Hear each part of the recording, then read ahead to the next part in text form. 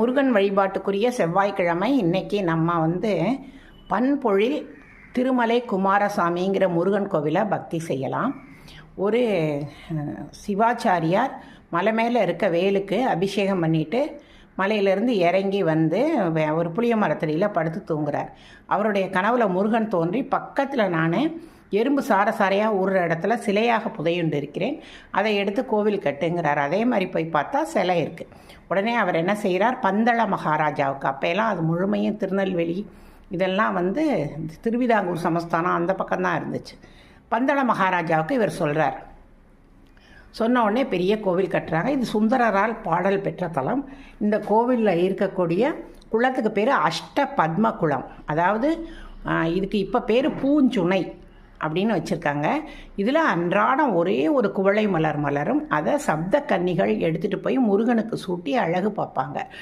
சிவத்தலத்தில் இருக்கக்கூடிய சப்த கன்னிகள் இந்த முருகன் கோவிலில் இருக்கிறது சிறப்பு. இங்கே இருக்கக்கூடிய ஒரு காளியம்மனுக்கு திருமலை காளின்னு பேர். இது அழகான இந்த கோவில். கொஞ்ச காலம் கழித்து அந்த ஊருக்கு கீழே ஒரு ஜமீன்தார் இருக்கார். அவருக்கு ஒரு அவள் பேர் சிவகாமி. அவளை ஒரு சுடலை மாடனுங்கிற விசுவாசமான வேலைக்காரையும் வளர்க்குறான். அந்த பொண்ணுக்கு உரிய பருவம் வந்த உடனே அவளுக்கு கல்யாணம் பண்ணுறாங்க. கல்யாணம் பண்ணுனா அவளுக்கு குழந்த பாக்கியம் இல்லை. அப்போ அவங்க வாலர் மஸ்தான் அப்படிங்கிற ஒரு முஸ்லீம் பெரியவரை போய் பார்க்குறாங்க. இன்றைக்கும் தமிழ்நாட்டில் இந்து முஸ்லீம் ஒற்றுமை நல்லாயிருக்கும். இந்த மாதிரி குழந்தை இல்லை, பரிகாரம் எதாவது சொல்லுங்கள். உடனே அவர் கக்கன்னு சிரிச்சுட்டு, நீ போ அந்த பண்பொழில் மலைக்கு போ, அங்கே உனக்கு குழந்தை கிடைக்குங்கிறாங்க. சுடலை மாடன் உன் கூட வருவான். அப்படி அந்த விசுவாசமான வேலையாளும் சிவகாமியும் சேர்ந்து மலைக்கு ஏறி வர்றாங்க. மலை ஏறி பார்த்தா அங்கே ஒரு கோவில். அந்த கோவிலில் முருகன் அப்படியே பராமரிப்பு இல்லாமல் அழகு முருகன், அழுக்கு முருகனாக நிற்கிறார்.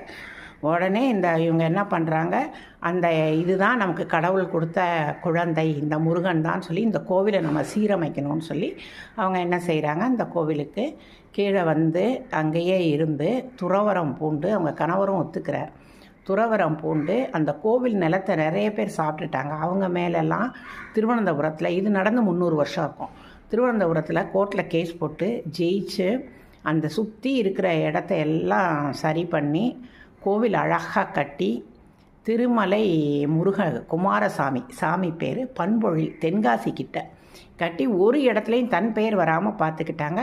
அதே மாதிரி அவங்க பக்கத்தில் வன்பொழில்ங்கிற ஒரு இடத்துல தனக்குத்தானே சமாதி ஏற்படுத்தியிருந்தாங்க. அதில் போய் அவங்க அப்படி ஐக்கியமாயிட்டாங்க. இப்படி இந்த கோவில் சுந்தரரால் பாடல் பெற்ற தலம். மண்மூடி போய் அதை சிவகாமிங்கிற ஒரு பெண் துறவியாக மாறி எடுத்து கட்டின தலம்.